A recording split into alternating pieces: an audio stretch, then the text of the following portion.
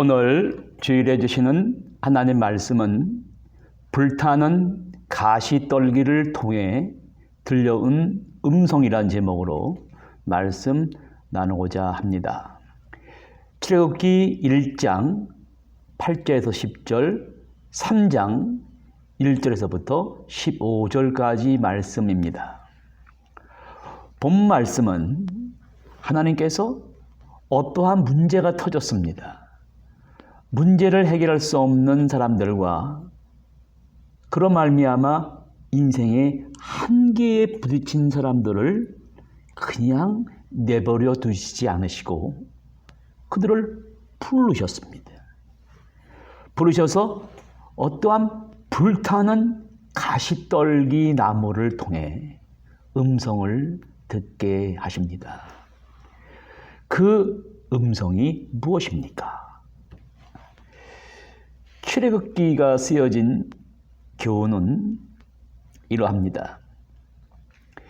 사람의 역사가 시작되는 시점부터 사람의 이 생명이라고 하는 것은 계속되는 것이 아니라 한계가 있다는 것을 깨달았습니다.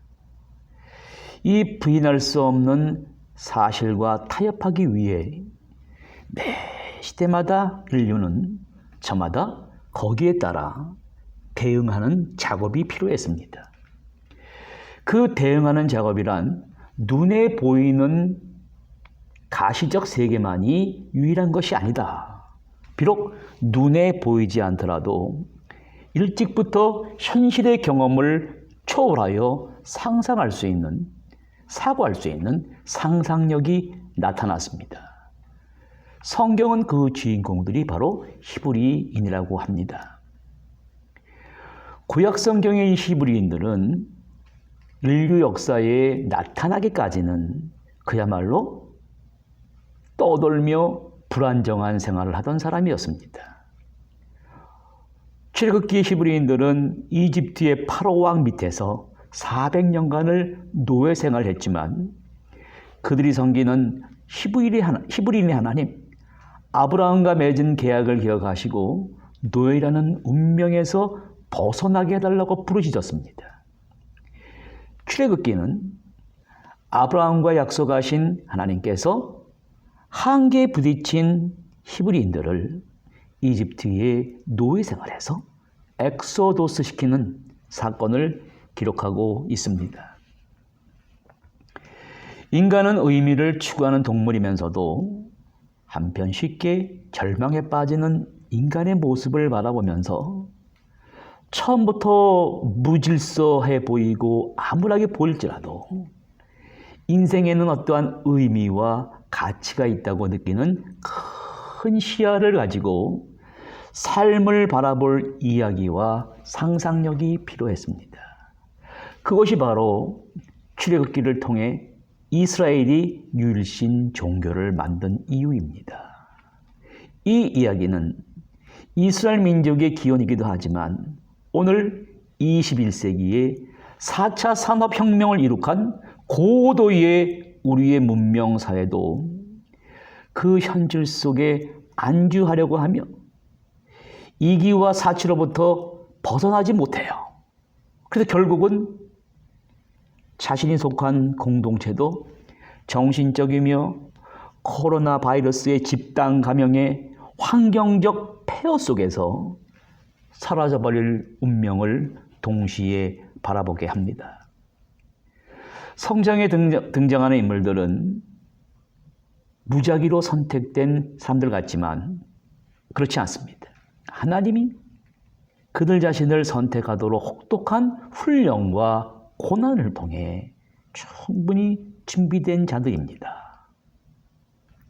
선택받은 사람들은 준비되어 있는 자로 생각과 행동이 따로 분리되어 있는 것이 아니라 일치하는 자며 그것을 행동으로 옮기는 사람들입니다. 히브리인들은 어떻게 자신의 세계에서 일어나는 생각을 행동으로 옮기게 되었을까요?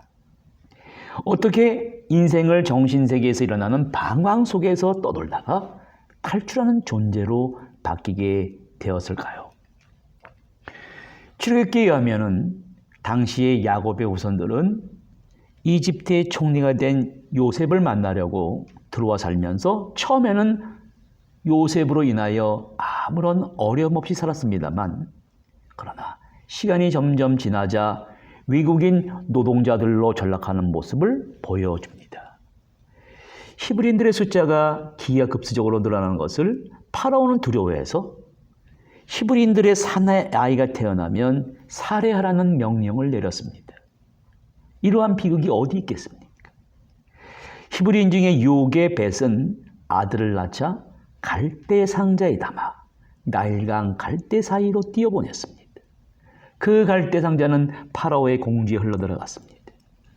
아기의 울음소리가 나자 파라오의 공주는 그 아기가 히브리인의 아기임을 알고도 그 아기를 궁전에서 어머니 요게벳을 데려다가 젖을 먹이고 기르기로 결심했어요. 모세란 이름의 뜻이 이집트인들의 생명의 젖줄인 나일강에서 건져낸 자의 의미입니다. 그러다 어느 날 모세는 같은 동족인 외국인 히브리 노동자들이 이집트인들에게 학대당하는 걸 보고 그 이집트인을 죽이고 모래 속에 파묻어 버렸습니다. 혈기왕성한 사람이었어요.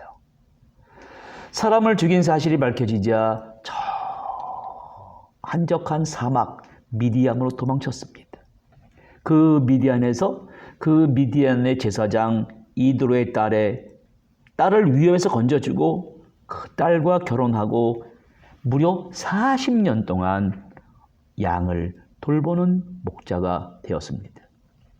40년 동안 끝없이 펼쳐진 사막과 화산을 바라보며 양을 치는 일이 전부였어요. 그러나 모세를 단련시킨 곳이 바로 이 미디안 사막이었습니다.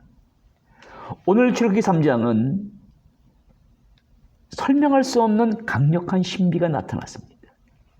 모세는 매일매일 사막에서 가시떨기 나무를 보았습니다.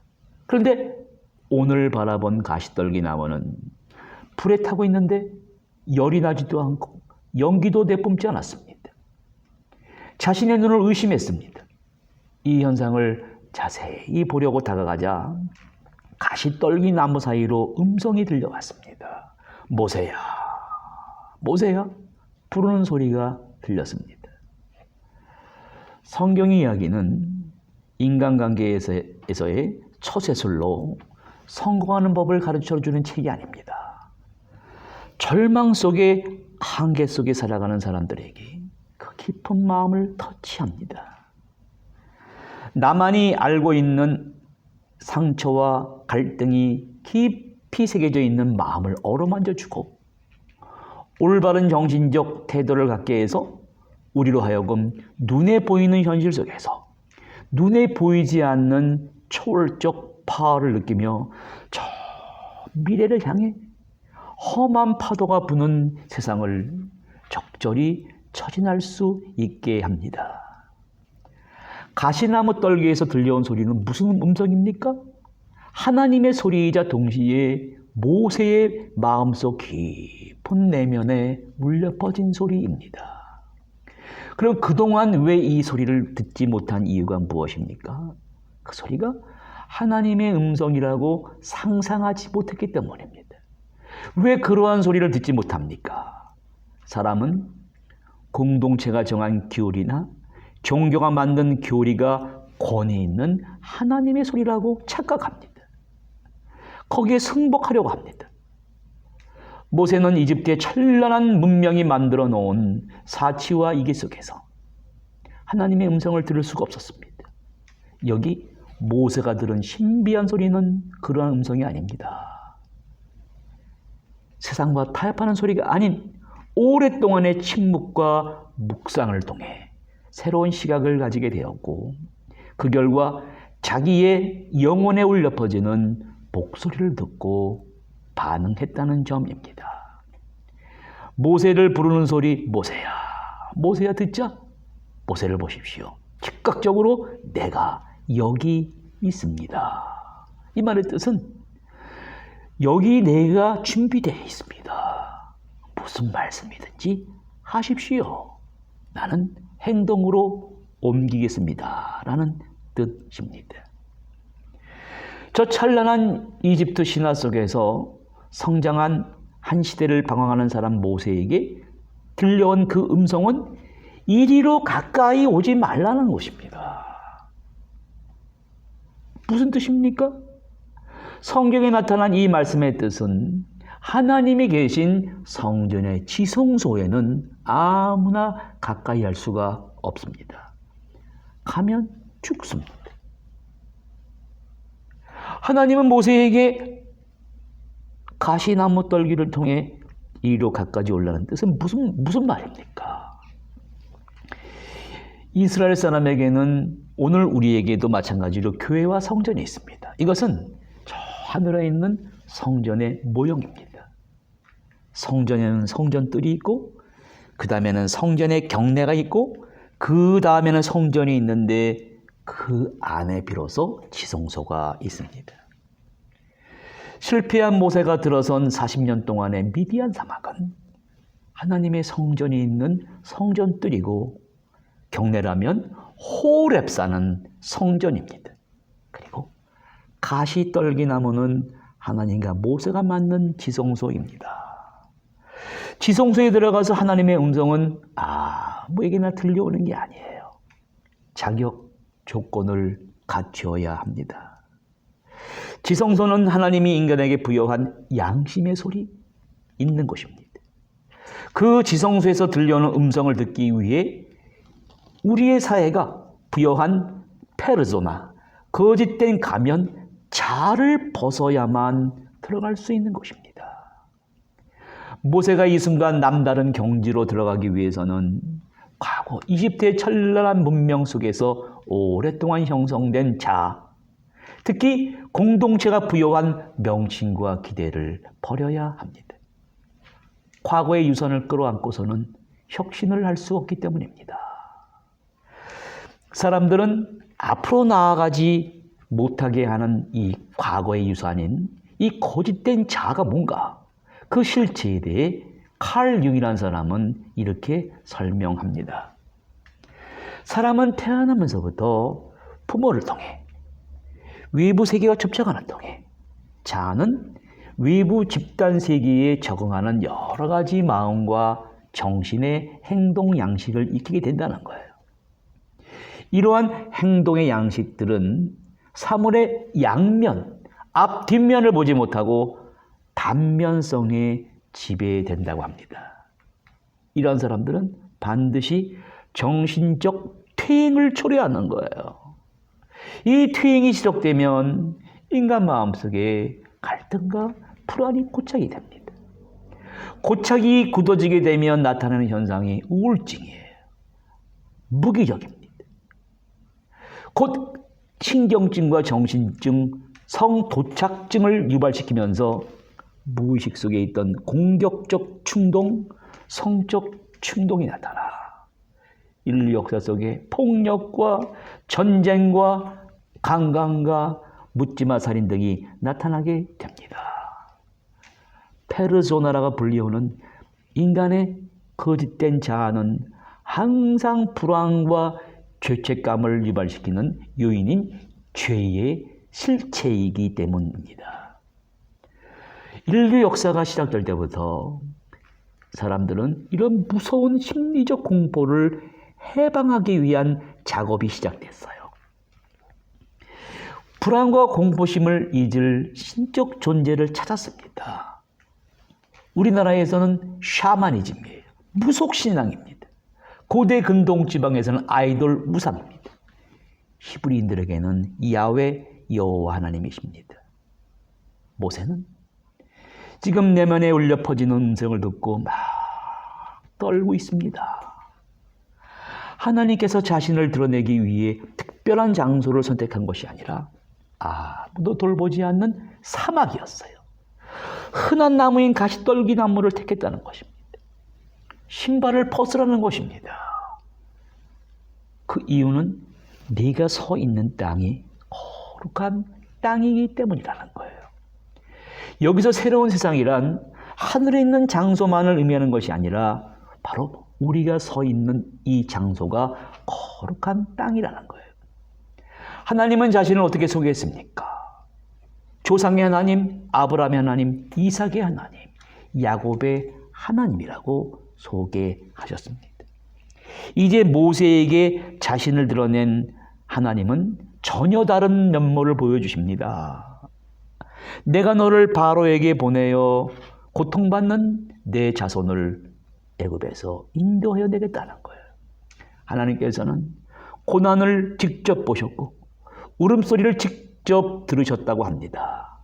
한마디로 이 새로운 하나님은 우리의 인간 세계에서 당하는 고통을 하나님의 고통으로 동일시하며 느끼시는 하나님이십니다. 그 하나님은 모세에게 이집트 노예 생활을 하며 그럭저럭 배고픔을 채우며 기본적인 욕구 충족만을 하며 살아가는 히브리인들을 이집트에서 해방시켜야 한다고 하십니다. 히브리인들이란 현실과 타협하며 안주하는 사람들이 아니라 그 경계를 허물고 거룩한 곳으로 나아가는 사람이에요. 하나님과 나만이 만나는 지성소에서 네가 신고 있는 신발을 벗으라는 음성을 들어야 하는 사람들입니다. 오늘도 하나님은 동일하게 오늘 과학 문명의 현실에 안주하려고 하는 우리에게 그 경계를 허물라고 하십니다. 신고 있는 신발, 과거의 유산인 가면, 페르소나를 벗으라는 음성을 우리에게도 들려주십니다. 모세가 먼저 그 가면을 벗고 이 고통 속에서 벗어나듯이 우리들도 죄 가운데서 거짓된 자아 속에서 무지 속에서 살아가는 사람들을 벗어나게 할 수 있다고 하십니다. 그들을 이끌어내기 위해서는 나 자신부터 이끌어내라고 하십니다. 모세는 생전에 들어보지 못한 음성을 들려주시는 그 하나님이 어떠한 존재인가 알기를 원했습니다. 오늘 우리에게도 그러한 음성을 들려주시는 분은 누구이십니까? 그분은 우리들을 이 세상에 살면서 궁극적으로 어떠한 존재로 만들어주기를 원하십니까? 하나님은 출애굽기 3장 13절 15절에 내가 너를 파라오에게 보내요. 내 백성을 이집트에서 이끌어내겠다는 거예요. 그러나 모세의 반응은 좀 달랐습니다. 내가 무엇인데 감히 바로에게 가서 이스라엘 자손을 이끌어내겠습니까? 이러한 질문이 나오는 이유가 무엇입니까? 인류 역사가 만들어낸 신화는 인간의 삶의 이론에 대한 것이 아니라 인간 체험에 관한 것입니다. 인간이 겪는 공경에서 헤어날 수 있도록 돕기 위해 만들어진 것입니다. 메소포타미아인들에게도 이집트인들에게도 그들이 만들어낸 신의 이름이 있었습니다. 모세가 알고 있는 신들인 고대 근동 지방의 신들은 현상과 실체가 현실과 이상이 따로따로 분리된 존재들이었습니다. 그러나 고대 근동 지방의 사람들도 삶과 죽음이 무엇인지를 알았어요. 두려웠어요. 죽음이 너무 무서웠습니다. 그래서 한 일이 무엇이냐면 죽지 않고 다시 태어나겠다라는 생각을 했습니다. 그래서 거대한 무덤과 피라밋과 돌을 쌓으렸습니다. 어떤 나라에서는 죽은 왕과 함께 산 사람을 묻었어요. 왜? 그 왕이 다시 살아나면 같이 묻혀있는 사람들이 모여야 되기 때문입니다. 왜 그랬습니까? 죽음이 두렵고 캄캄했지만 다시 태어나고 싶었어요. 그러한 신화들을 만들면서 두려움과 공포를 잊기를 원했습니다. 그러나 모세가 대면한 하나님은 전혀 다릅니다. 히브리인들의 하나님은 전혀 다른 존재로 소개하고 있습니다. 여행을 떠나면서 사람들은 목적지를 정하고갑니다. 목적지를 선정하고 좀 쉽게 가려고 지름길을 찾습니다. 그러나 대부분의 영웅들은 처음부터 영웅이 만들어지는 것이 아니라 실패를 하고 또 실패를 하고 한 발짝 한 발짝이 이어지면서 새로운 길이 되었습니다. 이들의 공통점은 사람에겐 누구에게나 닥쳐오는 부정적인 감정으로 설명되는 불안감, 초조함, 외로움, 우울증, 애매모호함 같은 부정적인 생각들이 없을 수가 없습니다. 이런 생각들을 다 수용하여 자신이 꿈꾸는 미래의 굳건한 발판으로 능력으로 만들었다는 데 있습니다. 삶은 우리가 경험하는 것에 대한 질문을 끝없이 발굴하고 그 질문과 함께 사는 것입니다. 스스로 질문하는 자만이 답을 찾을 수 있게 만들어져 있습니다. 인간이 알 수 없는 미지의 세계를 상상하는 것이 과학을 움직이는 원동력이 됐듯이 부정적인 요소를, 감정을 수용하는 능력을 소유하는 사람에게는 신비로운 다른 세계가 환하게 열리게 됩니다. 그 신비로운 축복의 세계가 열리게 하기 위해 왜 이렇게 힘든 능력을 얻어야 하는 것입니까? 심리학자들에 의하면 인간의 정신세계의 중심이 이 셀프, 자기는 어떨 때는 낮에는 빛과 같고 밤에는 어둠과 같은 마치 비천한 종과 고귀한 주인의 모습을 함께 지닌다고 합니다. 이 진지한 이 셀프를, 자기를 발견하려면, 고귀한 주인의 모습을 발견하려면 서로 양극의 일치를 가져와야 되는데 사람에게 있어서 주인과 노예 같은 의식이 만나면 밤과 낮과 같은 이질적인 의식들이 부딪히면 인간의 생각은 분열되고 서로 튄다는 거예요. 하나님은 모세에게 이집트인들을 굴복시키려고 이 히브리인들을 해방시킬 것을 명령했습니다. 모세를 보세요. 의심이 많아요. 질문합니다. 저들은 나의 말을 듣지 않습니다. 나는 말재주가 없습니다. 나는 말을 더듬습니다. 그러자 하나님께서는 누가 사람의 입을 지었느냐? 누가 말 못하는 자나 못 듣는 자나 눈 밝은 자나 맹인이 되게 하였느냐? 나 여호와가 아니냐? 이제 가라. 내가 너의 입과 함께 있어서 할 말을 가르치겠다는 거예요. 하나님은 이렇게까지 말했습니다만 모세를 보십시오. 제발 보낼 만한 사람을 보내라는 거예요. 절망적입니다. 자, 하나님은 모세에게 크게 노하시며 말 잘하는 너의 형 아론이 있다. 그가 너의 말을 대신할 것이다. 그 입에서 나오는 말은 네가 결정해야 할 것이다. 그리고 지팡이를 잡아라. 그리고 이것으로 기적을 행이라는 것입니다. 하나님께서는 모세를 대신해 말 잘하는 아론을 말하는 사람으로, 모세는 그 뒤에서 모든 일을 관장하는 고귀한 주인의 모습으로 신적인 존재로 만들어 새롭게 출발시키려고 하셨습니다. 모세는 노동자들로 태어나 파로의 양자가 되고 살인자가 되고 무려 40년 동안 도망자로 살았습니다. 그러나 이집트에서 40년, 사막에 40년, 이 80년은 모세를 민족의 구원자로 변화시키는 창조적인 시간이 되었습니다. 하나님이 모세에게 준 최고의 가르침은 바로 네가 서 있는 그 장소, 40년 동안 먼지나고 더러운 그 장소가 바로 천국이라는 생각의 전환을 가져왔습니다. 유대인들은 히브리어로 네가 서 있는 그 장소의 의미를 마콤, 바로 거룩한 장소, 천상의 장소라고 여깁니다. 하나님과 만나는 것은 어떠한 특별한 장소가 아니라 희노애락을 경험하는 삶의 현장입니다. 하나님은 우리에게도 오늘 묻습니다. 네 손에 가지고 있는 것이 무엇이냐? 네가 익숙한 탤런트가 무엇이냐? 모세가 사막에서 흔히 볼 수 있는 가시나무 떨기를 통해 음성을 들려주십니다.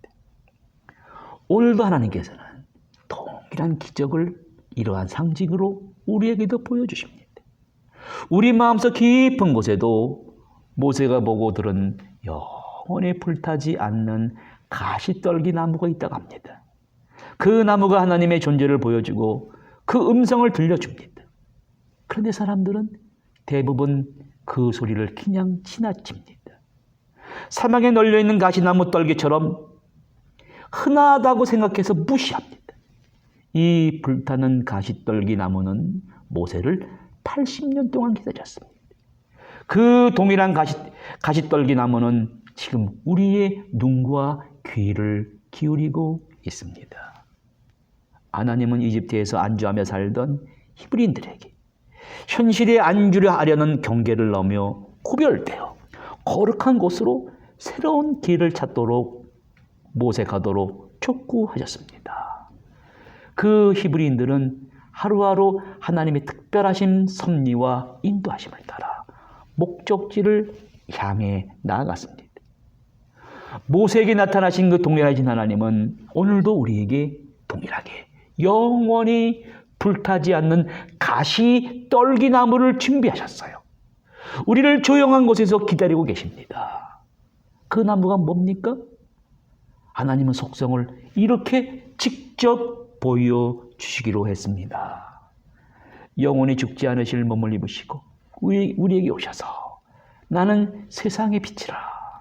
나는 양들을 위하여 목숨을 버리는 선한 목자다. 이리가 오면 도망치는 사건 목자가 아니라 너의 상한 마음을 고쳐주기 위해 가시 면류관을 쓰고 그 나무에 매달려 너희를 위하여 생명의 피를 흘린다. 그 피는 생명의 피라. 이 떡과 잔을 먹고 마시는 자는 영원히 살리라. 인간의 문명은 계속 발전을 거듭한다 할지라도 사람의 본성은 예나 지금이나 변한 게 없습니다. 그것을 알 수 있는 사실은 우리와는 전혀 판이하게 다른 히브리 사회에서 만들어진 이야기가 오늘 우리의 가장 본질적인 두려움과 절망과 욕망에 가까이 다가오며 모세가 하나님께 직접 들은 음성을 친근하게 전해줘요. 우리의 상한 마음과 정신세계를 정화시켜 줍니다. 인간은 결코 현실과 타협하는 존재가 아니라 초월하여 앞으로 나아가고 두려움과 욕망의 경계를 넘어 앞으로 나아가게 합니다. 이 이야기는 삶의 의미를 깨우쳐 주었을 뿐만 아니라 결코 가까이 하지 못했을 인간의 정신의 영역을 밝히 드러내 주었습니다. 그 새로운 정신의 영역이란 결국은 사라져 없어져 버릴 운명에 대한 절망감과 죽음에 직면해 있다 할지라도 영적인 기쁨과 환희를 불러일으키게 합니다. 사도 바울은 이렇게 외칩니다. 너희 안에 바로 마음속에 이 마음을 품어라. 예수 그리스도의 마음을 품고 앞으로 나아가라고 합니다. 인간 존재의 깊은 속에 내재한 이 영혼성을 지닌 마음을 소유하시고 절망과 코비드-19과 죄가 가득한 이 지상에서 저 영혼을 지향하며 살아가시는 고귀한 성도님들 되시기를